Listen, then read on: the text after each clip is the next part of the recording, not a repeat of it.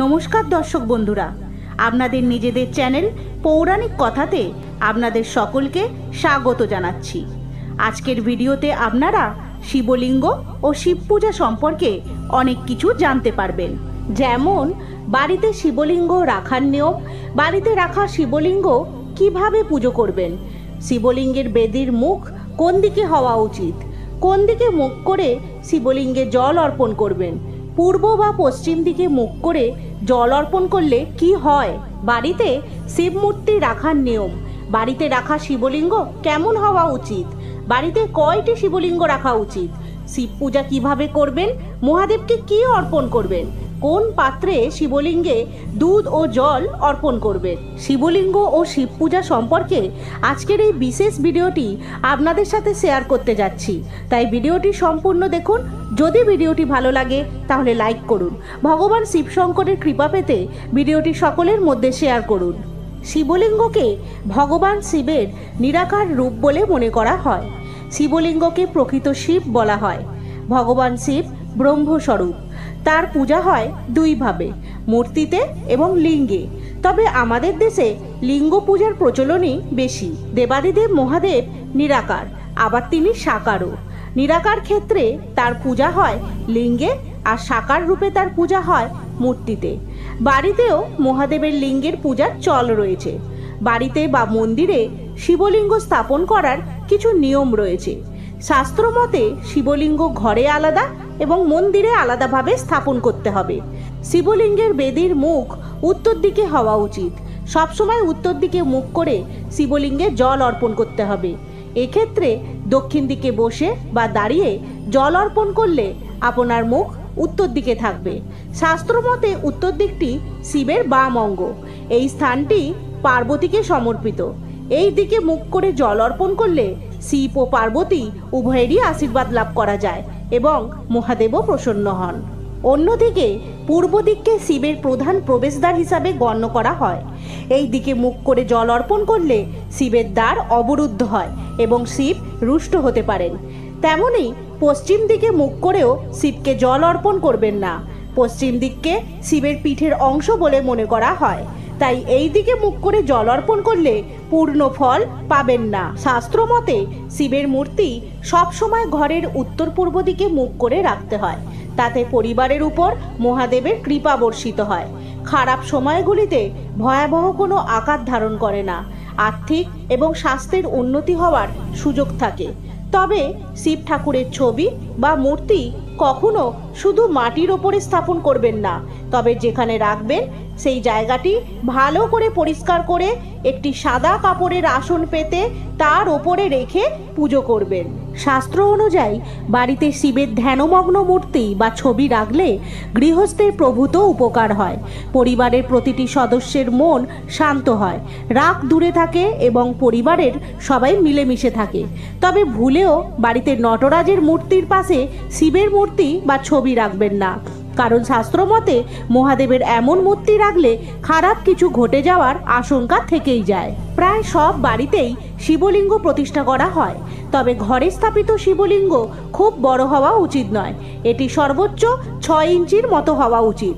কিছু শাস্ত্রজ্ঞ পণ্ডিতদের মতে বাড়িতে থাকা শিবলিঙ্গ বুড়ো আঙুলের সমান উচ্চতার হওয়া উচিত, যদিও মন্দিরের ক্ষেত্রে সেরকম কোনো নিয়ম নেই। হিন্দু ধর্ম অনুযায়ী যে বাড়িতে শিবলিঙ্গ বা শিবের মূর্তি পূজা করা হয় না, সেই গৃহে সুখেরও কোনো জায়গা হয় না। সঠিক নিয়ম মেনে শিবলিঙ্গ পুজো করতে না পারলে পরিবারের সদস্যদের মধ্যে বিপদের আশঙ্কা থাকতে পারে। রোগ ব্যাধির প্রকোপ বৃদ্ধি ঘটতে পারে, আর্থিক সমস্যায় জর্জরিত হতে পারে। অন্যদিকে শিবের মূর্তি বা ছবি রাখলে বিশেষ কোনো নিয়ম মানতে হয় না। পুজোর পবিত্র স্থান ছাড়া অন্য কোথাও লিঙ্গ রাখা উচিত নয়।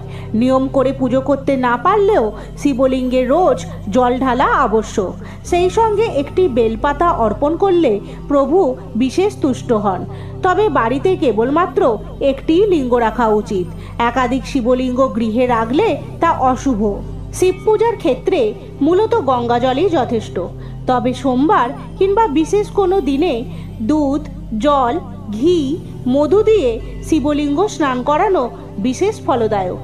শিবের প্রিয় বেলপাতা এবং বেলফল সেই সঙ্গে ধুতরা ফুল বা কলকে ফুল দিয়েও শিব পুজোর নিয়ম রয়েছে।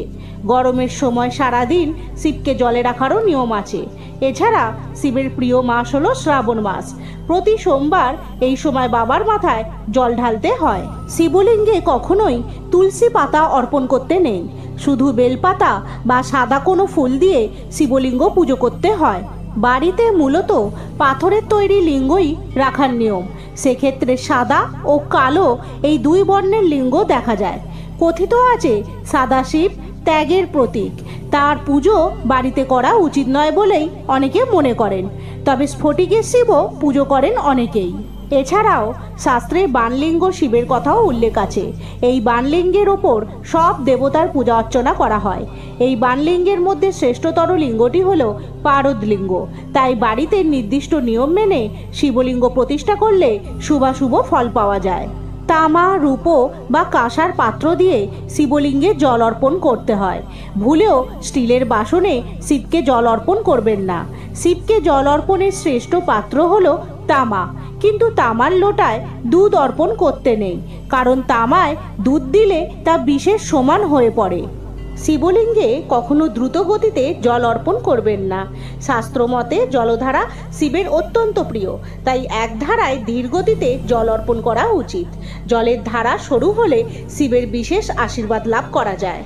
শিবলিঙ্গে সবসময় বসে জল অর্পণ করা উচিত। এমনকি রুদ্রাভিষেকেও বসেই করবেন। পুরাণ অনুযায়ী দাঁড়িয়ে শিবলিঙ্গে জল অর্পণ করলে তা শিবকে পুরোপুরি সমর্পিত হয় না, ফলে ব্যক্তি সেই পুজোর পুণ্য ফলও ভোগ করতে পারে না। শাস্ত্রে শঙ্খ দিয়ে শিবলিঙ্গে জল অর্পণ করা বর্জিত। শিবপুরাণ অনুযায়ী মহাদেব শঙ্খচূড় নামক এক দৈত্যের বধ করেন। মনে করা হয় সেই দৈত্যের হাড় থেকেই শঙ্খ তৈরি হয়েছিল। এ কারণে শিবলিঙ্গে শঙ্খ দিয়ে জল অর্পণ করা বর্জিত। শুধু জল অর্পণের ক্ষেত্রেই নয়, শিব পুজোয় শঙ্খ ব্যবহার করাও নিষেধ রয়েছে। বন্ধুরা, সবশেষে বলতে চাই, কথায় বলে যত্র জীব তত্র শিব। শিব অভয়শীল, সর্বদা কৃপাশালী এবং সদা রক্ষাকারী। তিনি অল্পেই তুষ্ট হন, ভক্তের মনোবাঞ্ছা পূর্ণ করেন। তাই আমাদের সকলের উচিত নিষ্ঠা সহকারে মহাদেবের আরাধনা করা। এতেই মহাদেব সহজেই প্রসন্ন হবেন। তাহলে বন্ধুরা, আজকের এই সম্পূর্ণ ভিডিওটি আপনাদের কেমন লাগলো তা অবশ্যই কমেন্টে জানাবেন। আর কমেন্টে লিখবেন হর হর মহাদেব, জয় শিবশম্ভু। আজকের এই সম্পূর্ণ ভিডিওটি যদি আপনাদের ভালো লেগে থাকে অবশ্যই অন্যান্য বন্ধুদের মধ্যেও শেয়ার করে দেবেন, চ্যানেলটিকে সাবস্ক্রাইব করবেন এবং ভিডিওটিকে একটি লাইক দেবেন। তাহলে আজ এই পর্যন্তই রইল। আবারও দেখা হবে আগামী পর্বে। সকলে ভালো থাকবেন, সুস্থ থাকবেন।